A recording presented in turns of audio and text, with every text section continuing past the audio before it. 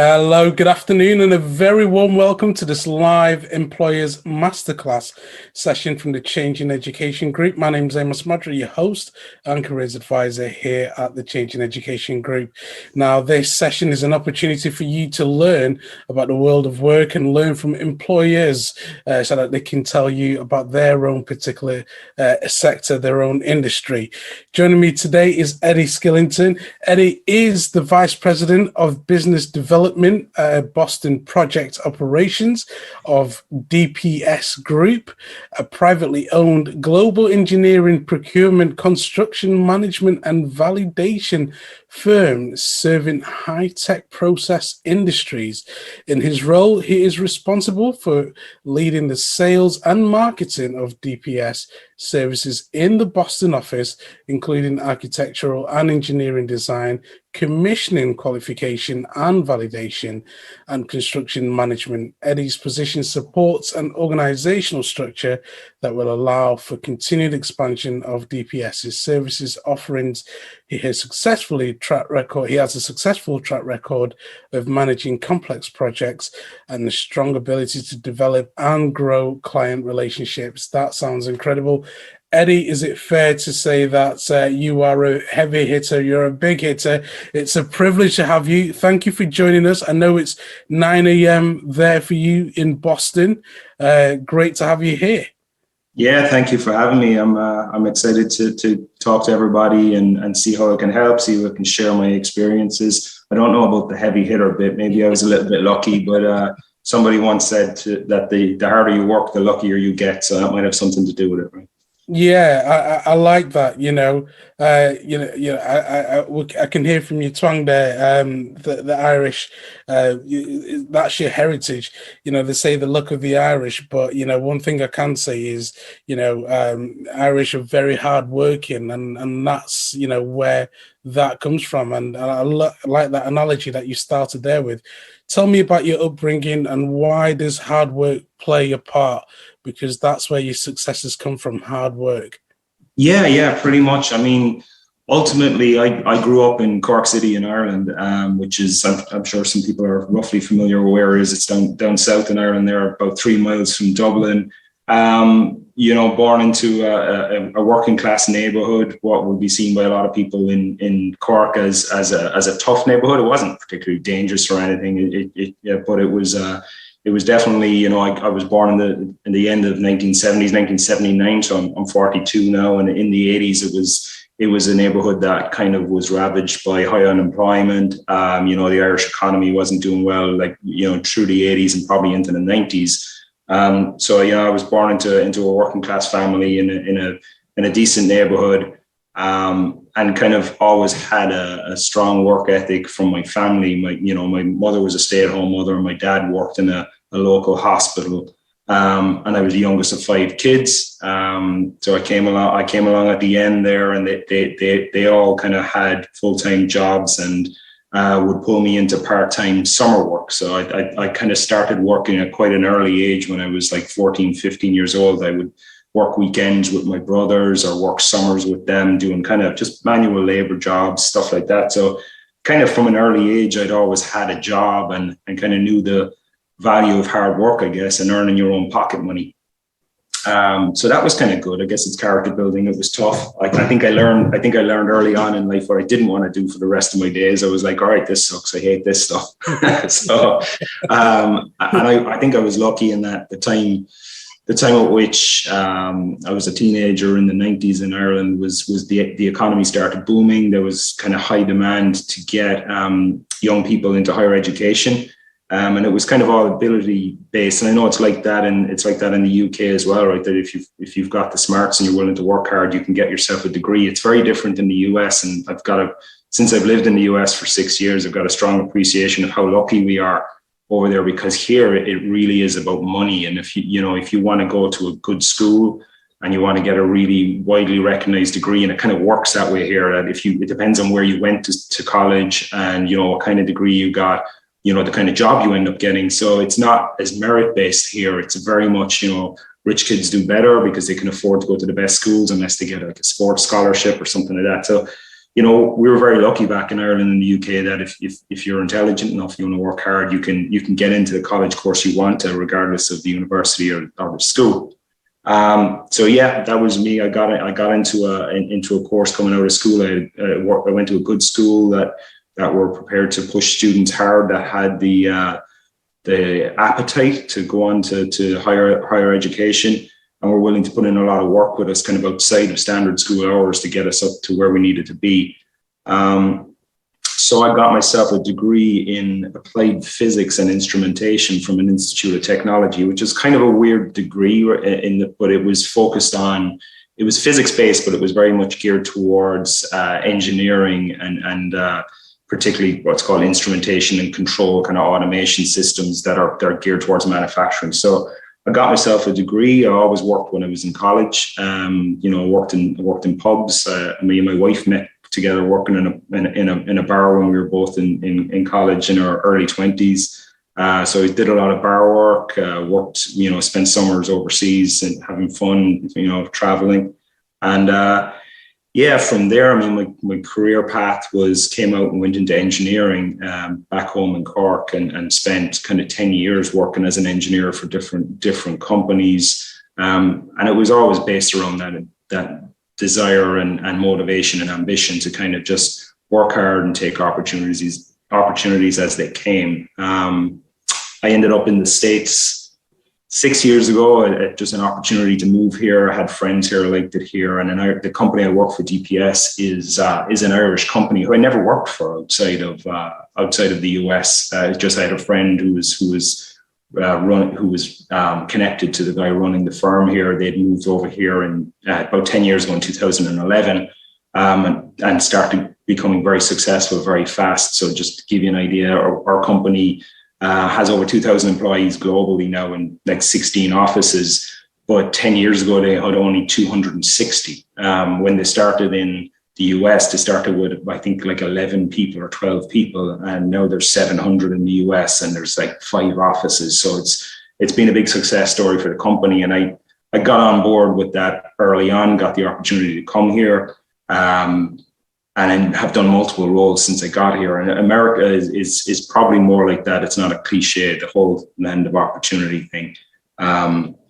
It's not a cliche for a reason, that there just is so much there for people who have ability, talent, and push themselves and work hard. So when I came here, I moved from engineering into project management, which basically our firm, we design, build, and what's called validate, which is basically just testing that they do what they're supposed to do, pharmaceutical facilities. So that's very important when, you've got drugs going into people's bodies that not only are they designed correctly, they're built correctly, and then somebody has to do all the paperwork to certify that everything works the way it should, so that drugs are made safely for people to take. So we've been very lucky here, and running projects was very educational for me, moving away just from doing my own discipline, engineering, which is kind of narrowband, right? You as an engineer, you specialize in an area, but then as a project manager, you kind of have to be able to pull a whole team together. You have to be able to work with the team internally. You have to be able to work with your management, and you have to be able to work with your clients as well. So that was quite an eye opener, and we've worked with. We can get into it a little bit more later. I know me and you chatted about some of the companies we've worked with, and we've worked on we designed Moderna's facility here in Boston that is responsible for discovering the vaccine against COVID and rolling out the drugs that are fighting the pandemic. So that's been exciting for us as well. But that's kind of it. And I guess my current role I took up 2 years ago, which is business development. But that's kind of a loose term for a bunch of things, right? Where I'm kind of responsible for finding new clients, bringing in new projects, bringing new business, making sure our current client base is happy with how we're performing. So it's kind of looking at the pipeline of projects that are coming along, as well as managing, the relationships we have with our clients and the projects we're currently on. So, and that's a big departure as well for me, to move from engineering to managing projects to more of a business role and a functional role. It just kind of goes to show the diversity of opportunities and things you can do in your career. I never would have kind of charted that path. It just things happen and you got to roll with it, right? Definitely. And, taking those opportunities, and that's exactly what you've done. With engineering, as you correctly said, it's usually very specific to a certain area, but taking on that challenge, I think some people might feel overwhelmed. Some people might feel they're not the right fit for that particular type of role. You've got to pretty much know everything in the project management position. You're going to get a lot of queries, people come in with all sorts, and you've got to be the answer for all these different questions. And Moderna, that how it doesn't get any bigger than that. Working with a huge pharmaceutical company like that, knowing that you're helping to get society back to normal as well. So it can be quite intense being in that sort of environment. But I think you certainly stood up to the plate, and you've, challenged yourself. And I'm sure, you've had some nights where you're thinking, what am I doing here? But you've gone with it. You've, taking that step. I can imagine that must have been difficult to start with, but now it seems that you've found your position, you've found your groove, and you're going, you full steam ahead now. Yeah. I mean, I think there are different personalities, and I don't want anybody to think, right, that you always have to necessarily be discontent with where you're at and jumping forward. I mean, that's not necessarily for everybody. And working in engineering, I know a lot of people are really into the technical aspect of it, and they're happy. They want to just do that role. They're content in that role, and that's great as well. If people can find a position that they enjoy doing and they like doing, and they're passionate about doing, it's great. But I've always had a hunger for growth and development, and it can be a hindrance at times because I get frustrated and I stagnate, and I kind of want to keep developing. I want to keep learning. I want to keep I'm always looking at the next step, which is great. It's great in some ways because you're motivated and you're driven towards something, but in other times it can be a bit of a pain because you get frustrated and you always want that. So I think for me, it's always been that I enjoy being out of my comfort zone a little bit at times. The pressure that comes with a new position or a new skill or a new task that you've got to learn and you've got to master, and then you reach a point where you're doing it well, and there's a great satisfaction for that, and you kind of follow that path, and it usually leads to more opportunities. And I think just believing in yourself to go for something, and I had it recently with a friend of mine who's Irish as well, and had a new job opportunity here that, again, was a departure from his career path and what he had done, but his company offered him this position. And he asked me for some advice, and I asked him, did it broaden his spectrum of opportunities or narrow them? And he said, well, it broadens them. And I was like, okay, well, can you go backwards if it's not for you? If it doesn't work out, can you take a step back and get yourself back to where you were before? And he's like, yeah. And I was like, well, there's no risk then, right? This opportunity brings more opportunities. And if you want to, you don't like it or it's not working out, you can go back to where you were and go back to being an engineer or go back to doing that. So you got to weigh up the risks and look at the fact that it's not catastrophic if it doesn't work out either. You can always fix it. Yeah, I think that's a great position to be in, where if you can try something that, dip your toe in the water, so to speak, and if it doesn't work, then you can revert back to where you were. But again, taking those opportunities, it seems to me that, things have fallen into place nicely for you. DPS has been, a great fit for you. You're in a country where your philosophy is exactly the same as what the general philosophy there. People are very ambitious, going out and doing what they can to be innovative and to pioneer mankind forward. So things have fallen nicely for you. Would you say sometimes the biggest difficulty in that situation is trying to be patient and trying to, weigh up what's going on? You're very self-aware, you know yourself really well. Do you find that sometimes you just have to tell yourself, just be a bit more patient, the opportunity? Yeah, definitely. I think patience, and also kind of it's great to have ambition and be driven and motivated and have ambition for yourself and for your company and your colleagues. But I think you also have to learn how to give yourself a break every now and then, and not be impatient, not only with the environment around you, your own performance and how you're doing, giving yourself the time to grow and learn.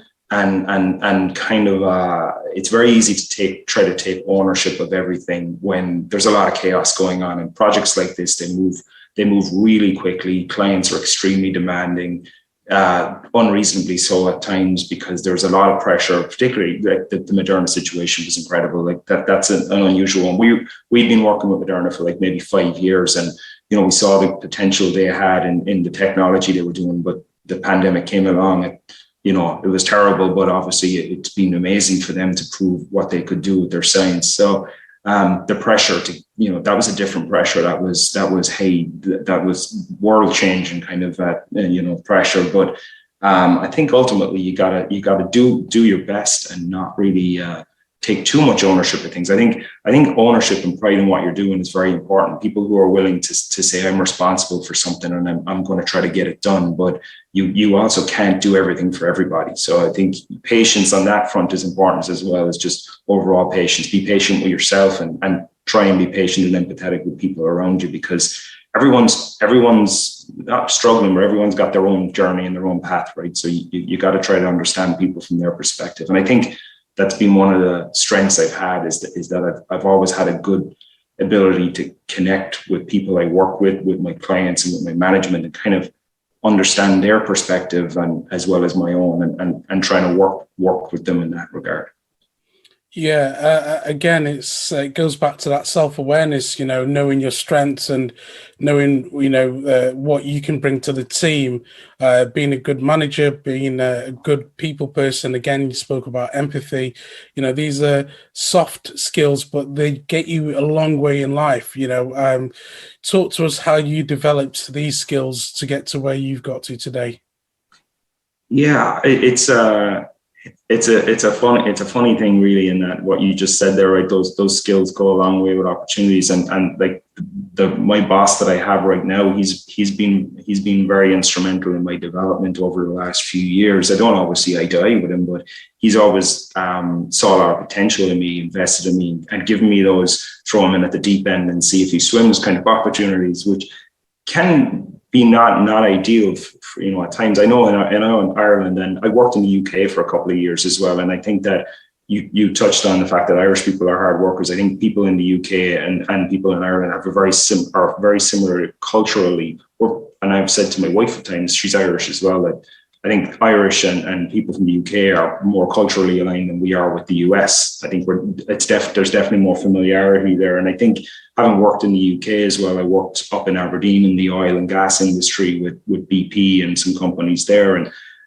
people work really hard, and they've got that ethic and that kind of innovative spirit as well. So I think I've learned a lot over the years from different roles, but I think it's unique here that people will put you in the position where you're maybe not necessarily able for a job, but you'll find out one way or another. I think in Ireland and the UK, people tend to be developed in a kind of a softer, more gradual fashion, and it's usually people are usually given promotions or given new opportunities when somebody already knows that they can kind of do the job. In the US, it's more of a step change, and it's more of a baptism of fire. But getting back to the point about having the soft skills, my boss has kind of on a couple of occasions now given me promotions where he said, what you have, you can't teach, and what you don't know, we can teach you.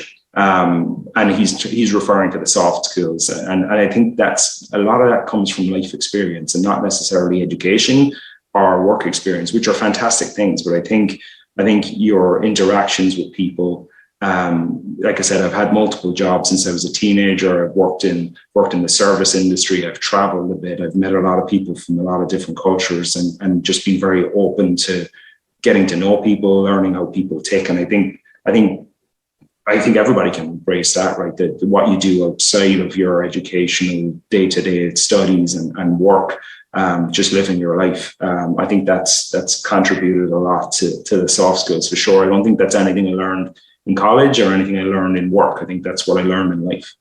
Yeah, what you've just said has given me goosebumps.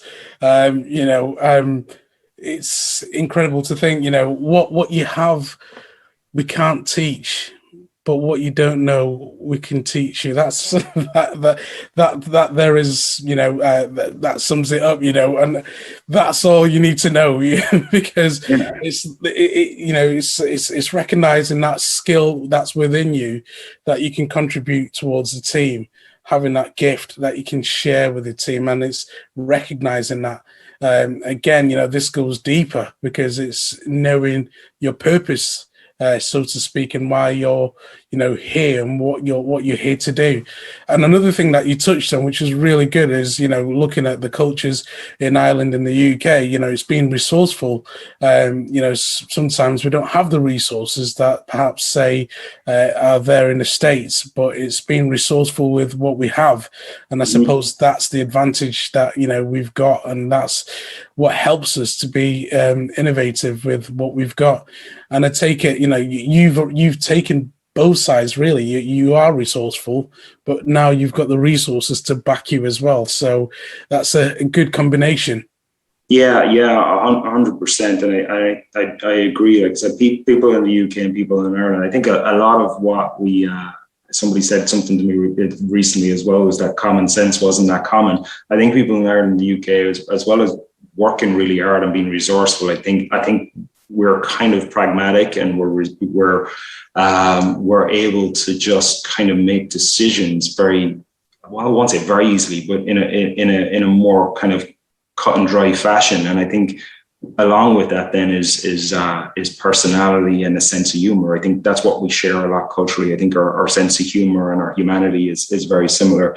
There is definitely a cultural shift in the US, and it's hard to kind of put your finger on, but I think here the big change for me has been, I think the natural skills and talents and abilities I had were always there, but here I've gotten the opportunities, and people have invested in me because they've kind of had to. And there's not the talent pool is that the opportunities outweigh the talent pool, and it's kind of like you're given those opportunities. But I think earlier in my career, I won't say made the mistake, because I think everything leads you to where you are, right? So it's all, there's no bad experiences, it's just all experience. But I worked for probably the first 10 years. I worked in engineering, and maybe 6 or 7 of those I worked as a self-employed contractor or consultant, and that stunted my growth. And I think that was driven out of financial opportunities. When you were self-employed engineer, were better. A lot of people in Ireland and in the UK become self-employed kind of contract engineers when they get decent at it, because you can earn a few more bucks. And I kind of fell into that trap. Like I was in like mid to late 20s. I was, building a home. I was looking to get married, and, you need a lot of cash for all that stuff. So I kind of went into that, contract engineering role, but that became a kind of a rinse and repeat or copy and paste type situation, where you just did the same thing project to project, and you were kind of a hired gun, so to speak. But I think that definitely limited my growth opportunities. And if you were fully employed in a company who's invested in developing you and kind of cares about developing you, because, if a company's hiring you as an out of the box function, then, it's not it's not their prerogative to care about what your development path is and where you go from there. It's only when I really, I left that contracting role, came here, and kind of really started pushing towards a career and a stepping stone towards new opportunities, I saw what that can bring. So I'd encourage people to maybe not look early on in their career. You have a long career. You have a lot of time to do what you want to do, but maybe just don't try to follow the best financial path. Look for stuff that gives you fulfillment, enjoyment, and development, if that's what you want. Because I think people can fall very easily into a position that it becomes about money, and that really doesn't do you any favors in the long run. I think, it'll get you the car you want or whatever now, but it's short-lived. Yeah, that's incredible advice. It's really good. In this age that we're in now, everybody's, everybody wants to be self-employed. Everybody wants to work for themselves. The trend is now to have your own business, to go at it alone. And I love the way you've just put that forward. You've really you put that question out there to us. Think about, what it is you want to do. And in a way, like you said, no experience is a bad experience. It was just teaching you something. You tried that. You went into that world of being self-employed, but you quickly realized this is just a copy and paste job. But for you to progress, and you recognize that there was stagnation, and for you to progress and move forward, you needed to be in a place where you were going to be challenged, you were going to be pushed to do better, and being employed, working for somebody else, gave you that opportunity. And then as well, in some ways, financially as well, you don't have the stress of trying to organize and run a business of your own, which allows you more time to focus on developing yourself. Yeah, and there's nothing wrong with that. I mean, there's a lot of people who become self-employed. I think the engineering thing is maybe a little nuanced, because you still kind of function the same as if you were employed for that company when you're just hired as a contract resource. It's kind of not as cool and glamorous as running your own, another type of business where you're out there doing it yourself. And I think that there can be a lot of satisfaction with that. Whereas when you do what I was doing, it still kind of felt the same as if you were doing your routine 9-to-5 job, but you were just going kind of, you were stuck in a loop of doing the same thing and not being able to progress. So, there are many different paths for everybody is kind of basically what I want to get to, but just be careful of making your choice based on what you think is the most financially advantageous, as opposed to your long-term development. Yeah, great advice again. Thanks, Eddie. Tell us about your day-to-day. We know it's already 9 a.m. there for you. Your day's starting. What would the rest of the day be like for you? Yeah, well, typically I start my day around 9 in the office. I used to be an early into work and kind of leave early. I used to be when I lived in Aberdeen. I was usually in the office for 6:37 a.m. and I'd finish up work about 4 p.m. And then I'm into fitness and stuff, so I'd go to the gym and I'd walk my dogs and stuff. But when I got here, I found that when I went into work early, I didn't leave early. The day seemed to drag on, and that's probably a personal discipline thing as well. As if it's 5 p.m. and I've got a bunch of stuff that I could keep going at, I'll keep going. So now I try to get up early still. I get out, I walk my dog, I go to the gym or I go for a run. And then I get into the office at 9, and my attitude to that is I've got some exercise done. I've gotten out walking the dog early in the day. And then if I end up working late, so be it. I'm just eating microwaving my dinner late on the couch or something instead of something else. But yeah, it's typically kind of a 9 a.m. day. It can be very varied in that some days. I live in Boston in the city, and our office is maybe 20 miles outside the city in kind of the commuter belt in the suburbs. But there's a lot of activity in and around the city with clients. So some mornings I might have, before pandemic, and we're kind of getting back to normal here now as well with a high vaccine rollout. So things are kind of starting to resume. But I could have client meetings in the city, or I'll head into the office, and it's usually a mix of kind of meetings and there's a lot of email traffic and there's a lot of discussions. I mean, typically what I'm involved in, if I'm not talking to clients about what they've got coming up, is working within the operation itself with the people who are doing the projects, running the projects on kind of strategy, how we're going to, there's a project we're bidding on. These are usually competitively bid. So you'll get a facility, a client has a product they want to design and build a facility for, and then they'll be competitively bid. So we're usually looking at, what's our experience profile in that technology, what's our advantage, where can we kind of pitch it. Then we'll have to write proposal documents that kind of submit our bids, and there's usually interviews to go along with that, and prepping the team, talking about our kind of selling points, all that kind of stuff. So kind of getting into that sales and marketing thing was a big departure for me as well. Just being an engineer, an engineering brain. I've got a degree in science. I've kind of got an engineering brain, and then I'm methodical and a project manager, and then kind of getting into that more touchy-feely world of language and selling points and that kind of stuff. And I've got some great people working with me who are much better at that than I am. And I think that's another thing, right? You don't have to be able to do everything. You just have to have the right people in the right places around you. it goes a long way, having the right team.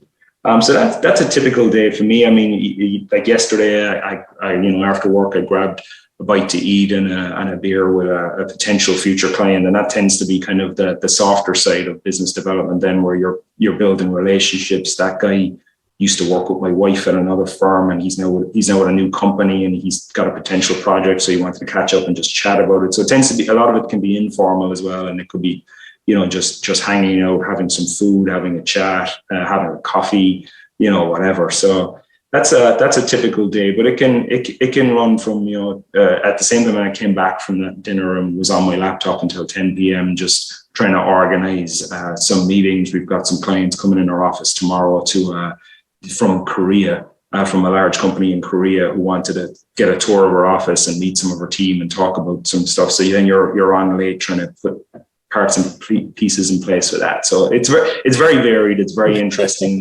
No 2 days are the same, really. Do you find yourself taking clients to the baseball game, basketball game, or Yeah. We do not the baseball so much anymore, but I used to live for a year. I lived right by TD Garden, which is where the Boston Celtics and the Bruins play. Like I could see it from my apartment. It was right on my street. So we would bring them to ice hockey games and basketball games from time to time. A lot of our clients are into golf, which I had to take up last summer because I got into this role 2 years ago, and then everyone was like, you can't work in business development and not be able to golf, because a lot of our clients golf. So I took up golfing last year, and I'm horrendous, but I enjoy it. So from time to time, maybe every couple of weeks, you'll take somebody out for a round of golf or something like that. And so there's that kind of entertainment side of things as well. It's important to take your internal teams out and celebrate victories as well. I think we're always quick to jump on the next thing, but it's important to stop and recognize and appreciate what you've achieved. Yeah, and that's it. It's getting that fine balance, isn't it? Work hard, play hard, and that's the beauty of where you are. There's a lot of that. The culture there is work hard, but then at the same time, you guys over there really do know how to play hard as well. Yeah. Well, being Irish, I can adapt to that pretty easily as well. Playing hard. Yeah. So we're already coming towards the end of the interview. What final words of encouragement would you like to offer to our audience? I think just to summarize, I think if you can approach opportunities without fear, I think that's important. I think if that's what you want, if you know what you want and you have it, that's fantastic. If you know what you want and you don't have it, I think it's about stepping up, not being afraid to take on a challenge and not being afraid of it not working out. Try to believe in yourself. I think everything you need to progress, you already have, but a lot of it is confidence and knowing that you can learn what you don't already have in your tool chest. You can learn it, you can adapt, you can change. Because I've done a million things from construction, laboring, to pulling pints of Guinness, to engineering, to project management, and now I'm in a business role, which I never would have predicted all of those things, but we can keep reinventing ourselves with new opportunities. And if that's what you want, fantastic. Just don't be afraid of it. Go for it. You can always revert back to something else that if it doesn't work out. But so far, so good. I haven't hit a situation where I haven't been able to master over time, and I don't think I'm unique in that. I don't think I'm particularly special. I think I've just been. I think my ambition has outstripped my fear. So I've just gone for things, really. Yeah, it's incredible. Again, just hearing your story, hearing your experiences, but ultimately hearing your advice. And, it's something that if we can even just apply just a little bit of what you said today, the outcomes will be incredible. It's applying yourself to those opportunities that present themselves, that come along, taking that chance. And, you don't know where things might end up in a few years to come. It just like you started with the engineering side, before that pulling pints. but now you're in a completely different role, which is absolutely suited to who you are as a person. And I like the fact that you said, there's things that are within you that cannot be taught, which make you unique, but then the things that you don't know can be taught and can be shown to you. But it's taking those chances, and you've certainly done that. And, you're not looking back in regret. So really, I just want to say a huge thank you for sharing your experiences with us. And I really do hope our audience can take this advice, apply it to their own lives. And guys, send us your thoughts. What has this meant to you? I know a lot of you have been writing to us and saying, these sessions have been incredible. I know for a fact that you will be writing about this one with Eddie, because what Eddie shared here with us today is absolute gold dust. So please, if there are any questions, James, if anyone wants to know anything specific, I'm happy to answer any questions as well through you. So please reach out if anybody wants to ask me anything. I'm happy to help. Incredible. Are you on LinkedIn? Yes, I am. Okay, so they can reach you on LinkedIn, on social media, but of course you can also send us any questions via our email address, workexperience@changingeducation.co.uk. Well, there you have it. That's our live TPM session, and it's been an incredible one. Eddie, thank you so much for getting up early, and I know that you've got other things that you've had to deal with, but you've taken the morning out to support us, and we really appreciate that. Thank you.